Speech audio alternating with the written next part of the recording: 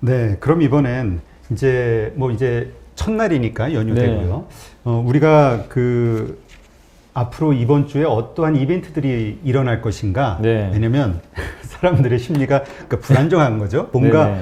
이 불안 요소가 생기면은 이게 심리가 불안해지면서 주가가 그대로 반영이 되니까 네. 어떻습니까? 이번 주 일어나는 이벤트들 좀 몇 가지 있는 것 같은데. 네, 제가 이제 일정만 좀 간단히만 좀 소개해드리면, 금주에는 이제 사실 오늘 그 수출입 데이터가 좀 발표가 됐고, 네. 근데 굉장히 아까 잘 나왔죠. 그리고 실적 발표라는 좀 강원랜드가 좀 있고요. 근데 이제 되게 특이한 건 오늘 좀 미국하고 중국이 같이 또 휴장이 들어갑니다. 아, 네, 그래요? 네, 그래서 미국도 휴장이고, 중국은 근데 이제 뭐 춘제라고 하나요? 그게 이번 주 수요일까지 계속 연휴 기간이어가지고 중국 증시는 수요일까지 휴장이고, 그래서 아마 목요일 날 개장한다고 생각하시면 되겠고, 그 다음에 내일은 좀 중요한 지표 중에 하나가 유럽의 4분기 경제 성장률이 일단 발표가 됩니다. 근데 뭐 4분기도 안 좋게는 좀 나오겠지만 얼마나 역성장 폭이 좀 완화될지 한번 좀 지켜보시면 좀 좋을 것 같고, 그러니까 2월 16일, 2월 네, 17일? 내일입니다. 예, 2월 16일 날. 16일 날. 네, 그리고 2월 17일 이제 수요일 날은 많은 분들이 이제 기다리고 있는 그 FOMC 회의록이 공개됩니다. 그래서 FOMC 그 위원들이 지난달에 도대체 무슨 얘기를 했냐. 그리고 도대체 요새 하도 뭐 테이퍼링이다, 뭐 금리다, 막 이런 얘기 나오니까. 근데 저는 이제 아까도 제가 라이브 할 때도 한번 언급은 드렸지만 제발 좀 너무 앞서서 걱정 좀 안 해주셨으면 좋겠어요. 이렇게 걱정들이 많으신지. 근데 사실 또 그렇게 제가 그걸 생각해 보니까 주식시장이 아직 더 갈 자리가 많이 남았구나. 사람들이 이렇게 걱정하는 거 보면 모두가 걱정 안 하는 그때가 네, 진짜 꼭지거든요. 근데 아직도 보면요, 너무 막 걱정들이 많아요. 지금 보면은. 그래서 아직은 시장이 좀 끝날 때는 아닌 것 같다. 이런 좀 생각을 해봤고, 목요일 날은 중요한 게 2월 18일 날 중국 증시가 이제 개장을 하는데, 이게 좀 중요한 게 중국이 거의 일주일간 연휴 기간이었잖아요. 그래서 방향이 되게 중요해요. 여기서 연초 이후에 오늘 우리나라 증시는 바로 급등이 나왔거든요. 근데 중국도 만약에 급등이 나와준다면 상당히 아시아 시장 전체적으로 또 위로 올라갈 수 있는 그림이 나올 수 있으니까 체크하시면 되겠고, 그날 또 공교롭게도 이제 LG화학하고 이노베이션이 일단 어쨌든 결과가 나왔지만 그날 전기차 배터리 관련해 가지고 무슨 이제 CEO끼리 뭔가 좀 미팅들이 좀 무슨 협회가 열린대요. 그래서 그때 아마 삼성, SK 그 다음에 LG 이렇게 그 배터리 CEO들이 좀 아마 회동할 가능성이 있다고 하는데, 이제 초미의 관심사가 도대체 LG와 SK가 합의를 할 거냐, 이런 뉴스가 또 나올 수도 있는 거니까 목요일 날은 그거 체크하시면 되겠고, 그다음 금요일 날은 미국의 옵션 만기일입니다. 이제 미국은 세 번째 금요일이 옵션 만기고 우리나라는 두 번째 목요일입니다. 그래서 옵션 만기일 주간에는 항상 변동성이 나오니까 이런 부분들 좀 체크하시면 좋을 것 같아요. 그래서 이번 주까지도 뭐 실적 발표는 계속 이어지는 가운데, 다만 굵직굵직한 기업들 실적은 이미 지난주에 다 발표는 됐으니까 나머지 기업들의 실적 발표가 뭐 이번 주까지 계속 이어진다라고 생각해 주시면 좋을 것 같습니다. 그러면 여기서 우리가 특별히 좀 가져야 될 거는, 이슈가 좀 생길 만한 거는 이제 그 FOMC 네, 의사록에서 점도표가 네, 아까 어느 얘기하신 정도. 테이퍼링이나 네. 이런 쪽에 몇 명이 찍었냐, 네. 요게 아마 이슈가 되겠네요. 네, 그러니까 어떻게 지금 도대체 경기를 좀 바라보고 있고, 그 다음에 물가 상승률을 어느 정도 용인을 할 거냐, 그리고 진짜로 파웰 연준의장 혼자만 저러는 건지, 아니면 다른 연준 위원들은 생각이 좀 다른 건지 알 수가 있잖아요. 근데 연준 의장은 분명히 지금 선을 그었어요. 나는 절대 긴축 안 한다, 당분간. 근데 다른 의원들의 생각이 어떨지, 그것도 사실 되게 중요하잖아요. 그래서 이번 주 수요일 날이면 우리 한국 시간으로 아마 18일 새벽에 아마 나올 것 같아요. 그때 아마 좀 뉴스들 잘 체크해 보시면 좋을 것 같습니다. 궁금한 것도 모르는 것도 많은 주린이 여러분, 생각보다 쉬운 주식 투자 저와 함께 해보시겠습니까? 이베스트 마이앱에서 프라임 서비스를 신청하시면 온라인 방송으로 저희 연불리와 함께 하실 수 있습니다.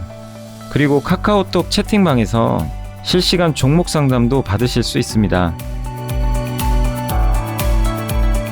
프라임 서비스를 신청하시려면 이베스트 마이앱 어플 설치 후 다이렉트 계좌 개설 메뉴에서 계좌 개설을 진행해 주세요. 다이렉트 지점 선택은 필수입니다. 이벤트 코드란에 연불리까지 입력해 주시면 감사하겠습니다. 궁금하신 사항은 02-3779-8880으로 연락 주세요. 제가 여러분의 성공 투자를 끝까지 응원해 드리겠습니다.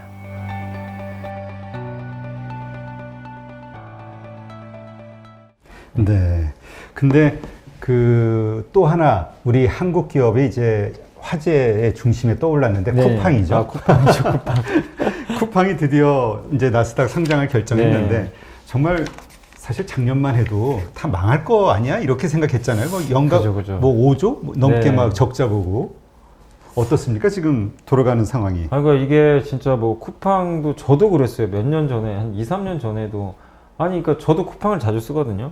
근데 걱정이 되는 거예요. 아니, 저희 와이프도 그래요. 이 회사 망하면 안 되는데. 그러니까 저 이제 제가 이제 주식 전문가니까 저한테 물어봐요. 아, 이렇게 적자를 보는데 근데 나 저한테 물어보면 망할 것 같아? 그런 거예요. 왜냐면 속으로는 너무 이제 쿠팡에서 진짜 물건을 많이 사요. 그러다 보니까 제발 안 망했으면 하는. 왜냐면 그 로켓 배송이 진짜 되게 히트 상품이잖아요. 근데 로켓 배송 자체가, 그러니까 저는 쿠팡의 로켓 배송을 보면서 이건 적자가 안 날 수가 없는 거죠. 왜냐면 로켓 배송을 한다는 건 네이버랑 다른 점은 네이버는 뭐 창고도 없고 그냥 어떻게 보면 가격 비교해주고 중간에 연결도 해주고 약간 그런 역할이라면 이 쿠팡은 모든 물건을 자기가 다 사요. 그러니까 외부 업체로부터 물건을 사서 창고에 다 넣어놔요. 그러니까 바로 로켓 배송이 가능한 거거든요. 그렇죠. 바로 빼다 갈 수가 있는 거니까 다른 업체는 할 수가 없어요. 그렇죠. 그 비용이 장난이 아니죠. 그 사입 비용이 만만치가 않다고는. 그러니까 적자가 다 거기서 나오는 거거든요. 근데 그런 것 때문에 많은 분들이 야, 이거 이런 구조로는 안 된다. 그러니까 소비자는 너무 땡큐죠. 소비자 입장에서는 이보다 좋은 게 어디 있어요. 이렇게 싼 가격에 이렇게 배송을 바로바로 해주니까 너무 좋은데 한편으로는 저 회사가 저게 유지가 될까? 그렇지. 이런 리스크가 있었는데, 근데 쿠팡이 얼마 전에 그 이제 택배 사업자를 다시 신청을 한 것 같아요. 이제 그 부활을 하려고. 그걸 했다는 건 뭐냐면은 이제 쿠팡 자체적으로 택배도 하지만 그 풀필먼트라고 있어요. 그 이제 미국의 아마존이 하는 건데, 그러니까 물건 뭐 이렇게 그 주문부터 최종 환불까지 배송은 기본이고 이 모든 거를 아마존이 다 해주는 거죠. 그러니까 어떤 외부 업체가 아마존에 물건을 팔고 싶은데 물건 등록만 하면 아마존이 다 해주는 거거든요. 그렇죠. 근데 거기에 대한 수수료를 아마존에 지급을 하는 거죠. 근데 그 쿠팡도 이제 그걸 하겠다는 거예요. 한마디로. 그러면은 그 수수료 수입이 앞으로 들어올 거예요. 그러니까 쿠팡의 물류를 활용하는 업체들이 되게 많아질 수가 있어요. 왜냐면 쿠팡에, 그러니까 아마존 모델이에요. 그러니까 외부 업체가 쿠팡에 내가 뭐 예를 들면 이런 태블릿 PC를 내가 판매한다고 치면 자, 태블릿 PC를 이제 등록을 하는 거죠. 그럼 나머지는 쿠팡이 다 알아서 해줘요. 모든 거를. 그러면 이 회사 입장에서는 너무 편하잖아요. 그렇죠. 대신에 그 비용만 지불하면 되니까. 근데 이런 업체들이 엄청나게 많아진다고 생각해 보세요. 그럼 이 수수료 수입은 굉장히 좀 마진도 좀 높을 수가 있기 때문에 되게 좋은 거고. 그리고 쿠팡은 이제 규모의 경제를 어쨌든 달성했어요. 한 번 쿠팡을 쓰신 분들은 이제 못 나갑니다.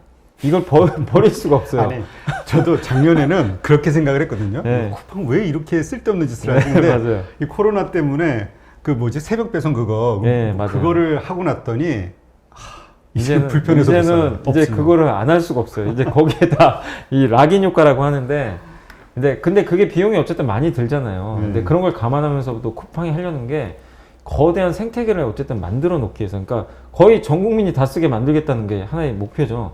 근데 거기에 다는 아니더라도 어느 정도 목표는 이제 다가오고 있잖아요. 사실 거래액도 어마어마하고 1년 매출액이 뭐 10조가 넘잖아요. 엄청난 매출액인데 손실을 부담을 하더라도 어쨌든 그 전략은 저는 성공했다. 그리고 최근에 재무제표 이번에 이제 상장하게 되면서 나온 건데 적자가 점점 줄어들기 시작해요. 아, 그래요? 예, 일부 증권사에서는 이게 보고서가 나온 거 보니까 나중에 몇 년 후에 흑자도 가능하대요. 이 구조로 가게 되면. 그렇게 봤을 때는 지금의 적자에 대해서 너무 걱정할 필요가 없고, 그리고 쿠팡이 지금 제일 급한 것 중에 하나가 상장을 안 할 수가 없는 것 중에 하나가 일단은 이제 어쨌든 조단위 적자가 되니까 운영비가 많이 들잖아요. 근데 그거를 예전에는 소프트뱅크가 투자를 해가지고 확보를 했는데 2년 전부터 지금 투자가 더 이상 안 들어와요. 그러면은 이 비용을 어디서 감당할 거니 이거죠. 그러니까요. 그럼 상장을 하면 1조가 넘게 돈이 들어오거든요. 그러면은 이거 가지고도 여유 자금을 또 활용할 수 있기 때문에 이번 쿠팡의 미국 증시는 굉장히 그 쿠팡 입장에서도 너무나 좋고 또 투자자 입장에서도 너무 좋죠. 이거 회사가 어쨌든 망하면 안 되는데 상장을 한다는 거는 이제 내가 지분을 매각할 수도 있다는 거고, 특히 손정희 회장이 지금 아주 쾌재를 부르고 있겠죠. 요새 상황도 별로 안 좋은 것 같은데. 근데 비전 펀드에서 어쨌든 뭐 말은 많았지만 상장해서 뭐 얼마라고 하더라고 50조가 넘는다고 하는데 최대가 30조에서 50조 정도 나온대요. 그 정도 가치 평가를 받는다고 하는데 그렇게 되면은 여기에 투자했던 투자자 입장에서는 상당히 리스크를 또 줄어들 수 있는 거기 때문에 상당히 좀 좋은 어쨌든 이벤트가 좀 발생했다 이렇게 말씀드리겠습니다. 네. 근데 일단 우리가 보통 쿠팡은 나스닥에 상장할 것이다 이런 예상을 많이 했는데 이번에 보니까 뉴욕증권거래소에 상장을 한다 네. 이런 얘기가 있어요. 이 차이가 왜 이런 거죠? 그러니까 일단은 사실 뭐 나스닥에 상장하나 뉴욕 증시에 상장하나 별 차이는 없거든요. 그렇게 그래요? 큰 차이가 있는 건데 나스닥이 좀 쉬운 거 아니에요? 예, 근데 이제 맞아요. 말씀하신 대로 그 차이가 있다고 제가 기사를 읽어보니까 나스닥은 우리나라 코스닥이 코스피보다는 상장하기 더 쉽잖아요. 그렇죠. 그런 것처럼 뭐 특례 상장도 있고 하니까 대부분은 이거 적자 기업이니까 당연히 나스닥을 선택하지 않을까 싶었는데 약간의 그 상징성인 것 같아요. 우리는 뉴욕 증권거래소에 바로 상장할 정도로 탄탄한 기업이다. 왜냐하면 이 나스닥과 달리 뉴욕 증권거래소는 이제 들어가기도 굉장히 까다롭고 그 상장 조건도 까다로운 데다가 좀 뭔가 잘못했을 때는 상폐도 금방 시켜버린대요. 근데 이런 회사에 이런 시장에 우리가 들어간다는 건 우리는 검증된 회사다. 대외적으로 좀 알리는 것 같아요. 제 생각에는. 그래서 그런 좀 포석인 것 같고 그리고 그 보니까 그 이번에 쿠팡이 어쨌든 미국 증권거래소를 선택한 이유에 대해서 여러 가지 얘기들이 많이 나왔잖아요. 근데 그 중에 보니까 차등 의결권 제도인가요? 그 얘기가 있더라고요. 그러니까 우리나라에서 아직 법적으로 안 되는데 이제 클래스 A랑 클래스 B가 있나 봐요. 근데 클래스 A는 일반 이제 우리 한국처럼 한 주당 그러니까 의결권이 하나인데 클래스 B는 내가 한 주를 갖고 있으면 29주를 행사하는 거죠. 한마디로. 그러니까 지분율이 적은 네. 그 오너 입장에서는 네, 맞아요. 그거 엄청난 거거든요, 이거는. 그러니까 지분 한 2%만 가지고 있어도 거의 한 58% 경영권을 행사할 수가 있는 거예요. 그러니까 이거는 오너한테만 특별히 부여된 이제 특별 의견권 같은 거죠. 창업자. 네. 근데 만약에 한국 증시에 상장하면 이런 걸 못 하잖아요. 그렇죠. 근데 미국의 이런 뉴욕 증권거래소 이용하면 내가 지분이 적어도 안정적으로 회사를 운영할 수가 있거든요. 지분 이제 공격도 안 받을 수가 있고 그래서 아마 이런 부분 때문에 미국에 상장한 것 같은데 아마 근데 이게 이슈가 되면 우리 한국에도 나중에는 또 법이 바뀔 수도 있어요. 차등 의결권 제도가 나올 수도 있는 거기 때문에 쿠팡의 이번에 뉴욕 증권거래소 상장은 꼭 이게 쿠팡이 미국에 상장해서 뿐만이 아니라 한국 증시에도 좀 함의하는 바가 저는 크다고 생각하고 있기 때문에 좀 긍정적일 수 있다 이렇게 좀 보고 있습니다. 네.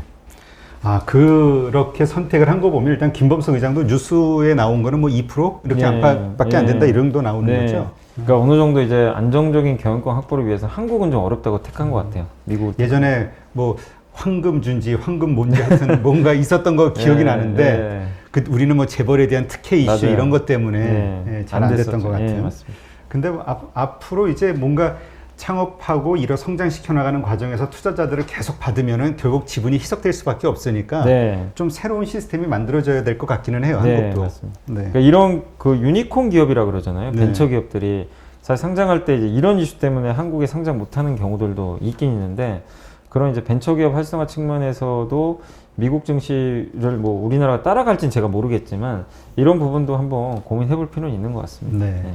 하여튼 뭐 그렇게 하면서 이제 쿠팡맨들한테 1,000억 원어치 주식을 주겠다 뭐 이런 이야기도 나오고 있는데 우리 국내 투자자들도 여기에 그 뉴욕 증권거래소에 상장이 됐을 때 그 IPO에 참여할 수 있나요? 그 국내 아마 개인 투자자분들이 그 법은 제가 법까지는 잘 모르겠어요. 그 IPO 하려면은 근데 제가 알기로는 국내 기관 투자자들은 참여할 수 있는 걸로 알고 있거든요. 왜냐면 이제 국내 뭐 증권사들 보면은 IB 담당 부서들이 되게 많잖아요. 그리고 거기에 자기 자본 투자하는 데가 있어요. 그러니까 그런 데는 그 일반 이제 기관 투자자 외국 기관 투자 자격으로 뭐 홍콩이라든가 미국 기업이 직접 IPO에 다 참여를 할 수 있고 어느 정도 지분을 받을 수가 있는 걸로 알고 있는데 개인 투자자분들이 그러니까 우리나라 국적 말고 물론 미국인이면 가능하겠지만 한국 국적을 달고는 아마 하기는 쉽지 않을 거예요. 아마. 이건 아마 이제 추가적으로 좀 뉴스를 좀 봐야 될 것 같고요. 근데 일단 뭐 상장하고 난 다음에 우리가 매수는 할 수 있는 거니까 그런 차원에서 과연 쿠팡이 우리가 투자할 만한 가치가 있는가 이거는 한번 좀 생각해 봐야 될 것 같아요. 그러니까 이게 참 밸류에이션 그 가치 측정하기가 쉽진 않죠. 왜냐면 적자 기업을 어떻게 예상을 하겠어요. 그렇죠. 근데 이제 30조에서 많게는 55조 원 정도 예상을 하고 있다고 하더라고요. 근데 저는 그 기업 가치가 그러니까 그렇게 지금 언론에서 나왔다는 거는 그 가치가 저는 뭐 타당하다고 생각해요. 뭐 그분들이 뭐 불합리하게 뭐 어떻게 보면 주가를 띄우기 위해서 그런 것 같지는 않고, 왜냐하면 이제 이 우리 한국에서 지금 쿠팡이란 기업이 차지하고 있는 바가 뭐냐면은 결국에 그 한국의 아마존이라고 불릴 정도로 한국의 온라인 생태계를 다 어느 정도 장악을 했거든요. 네이버랑 물론 경쟁을 하지만 약간 좀 색깔은 다르거든요. 근데 아까도 이제 제가 대표님한테도 말씀드린 것처럼 한번 지금 온라인 이쪽에 발을 디딘 사람은 이게 약간 늪 같은 거예요. 빠져나갈 수가 없어요. 이걸 쓰게 되면, 그러니까 물론 우리가 밖에서 오프라인에서도 지출을 하지만 웬만한 제품들은 이제 다 쿠팡을 사용해서 해야 될 정도로 락인 효과, 잠김 효과가 생겨버린 거거든요.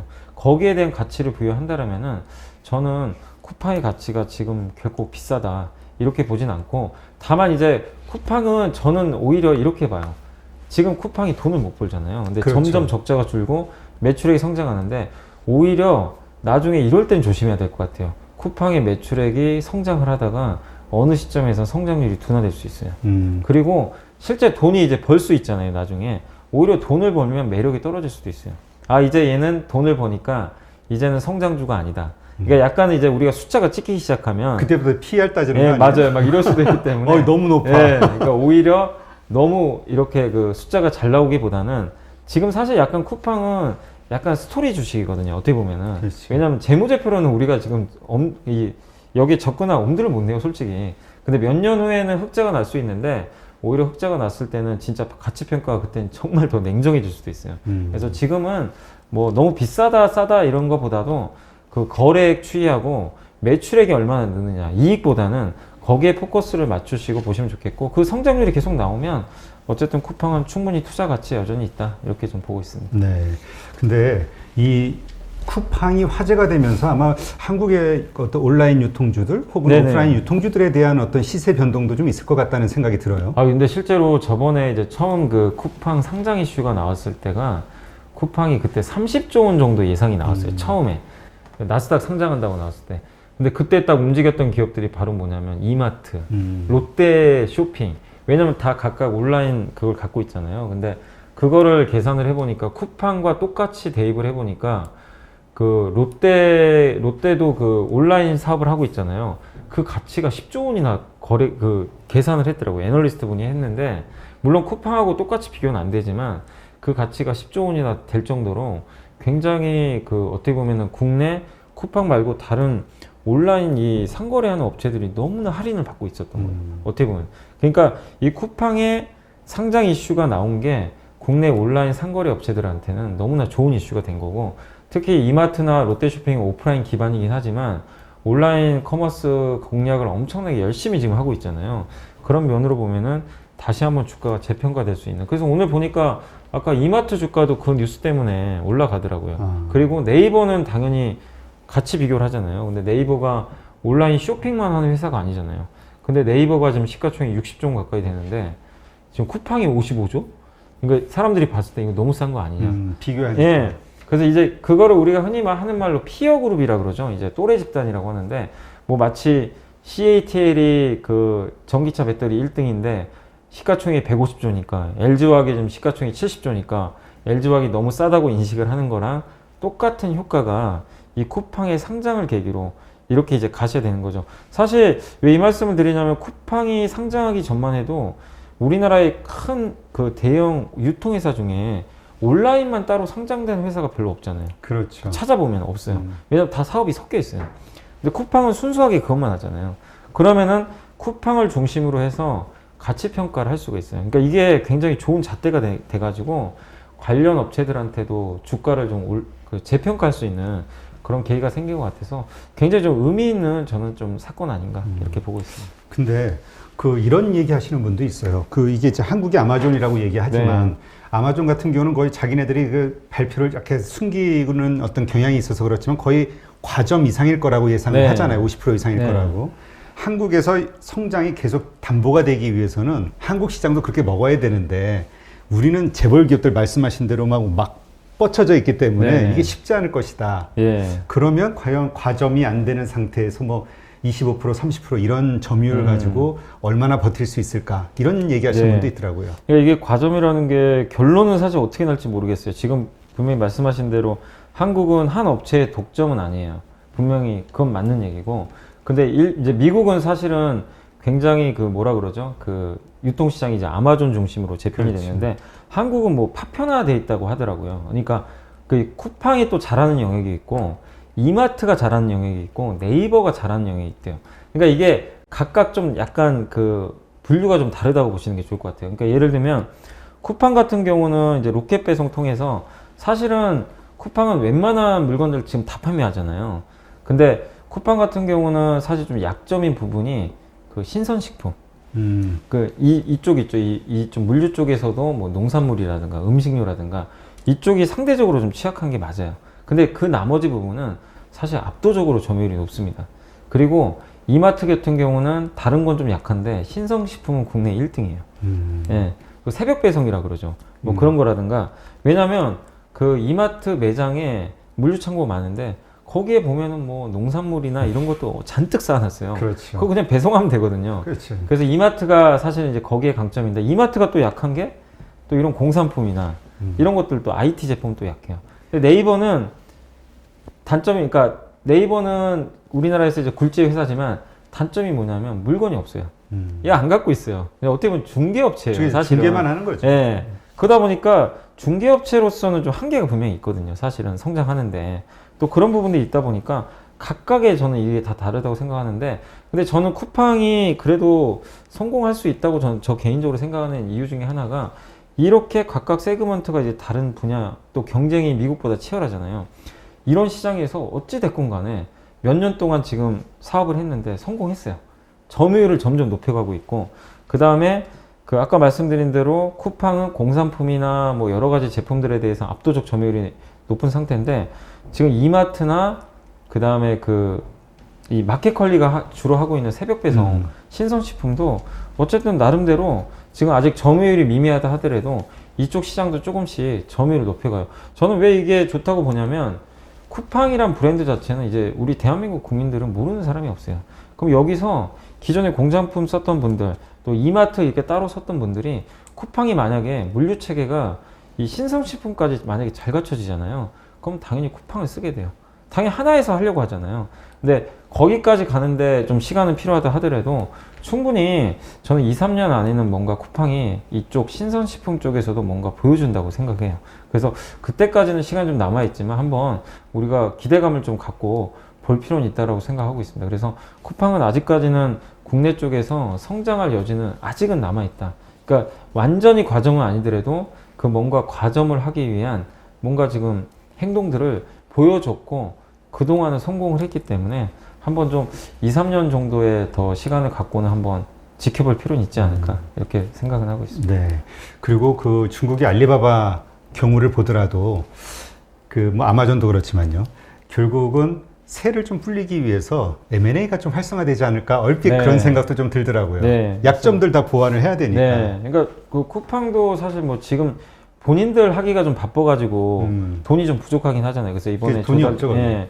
근데 어느 정도 나중에 돈이 이제 어느 정도 이제 적자가 점점 줄면서 흑자까지 만약에 가는 그림으로 이렇게 청사진이 그려지면 충분히 M&A 할 가능성이 분명히 많습니다. 그렇죠. 이제 상장이 되면 이제는 주식으로 주면 되니까. 네, 맞아요. 네. 주식으로 나눠줘도 되고, 그 다음에 사실 우리나라 그 중소기업들 중에도 마켓컬리도 있지만 오아시스 마켓 같은 것도 있고 신선식품 쪽에서 대기업과 이렇게 맞짱 떠가지고 잘하는 기업들이 의외로 많아요. 그쪽에 특화돼가지고 그런 기업들 중심으로 해가지고 쿠팡이 만약에 뭐 욕심만 낸다면 자금만 있다면 충분히 또 가능할 수도 있는 그림이니까 한번 M&A는 한번 나중에 한 몇 년 후까지 보시면서 기대감을 가져봐도 좋을 것 같습니다. 네. 하여튼 쿠팡의 어떤 뉴욕 상장을 계기로 이 유통업계에도 뭔가 이 네. 회오리 바람이 불 것 네, 같은 맞습니다. 그런 느낌이 오네요. 하여튼 그런 가운데서 뭔가 투자의 맥을 잘 찾으셔서 기회를 뭐 찾아보는 네. 시간들을 가지셨으면 좋겠네요. 네.